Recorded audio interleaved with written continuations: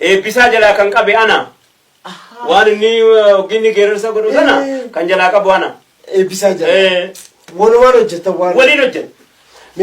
Namu wal gargaareetuma waliin tumseetuma hojjeta. Waan si dhibu mucayyoon eebbisa jalaa dubartii taatee jalaa walirkaa diyaaloogii walirkaa fuudhanii hojjetan suni afaan Oromoo yoo gurra kee murra jedhan hin beeku.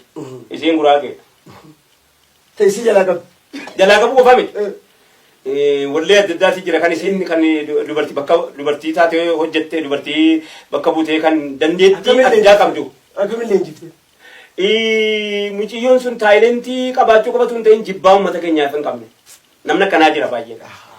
Jibbaa waan jedhamu rabbiin qalbii jaalachuu malee jibbaa waan afaan Oromoo ni barsiisu. Sana booda bara afaan Oromoo ni barsiifannaa irratti walii galleeyyuu. Mucayyoo sana iddee bakka eebbisaan dandee hawwisoo wayii keessaa fidee dhufe. Mucayyoon kun dandeettii addaa qabdi. Namni akka kanatti moonaa hojjetu isii malee hin jiru jedhee afaan Oromoo dhaasisii rakkifne wanni itti jaallachuu ittiin beektu. Sabni biraa kun dhaan danda'u. Dhaa jechuun miidhagina jechuu hin danda'u. Isiin immediately achumaan koppii goote.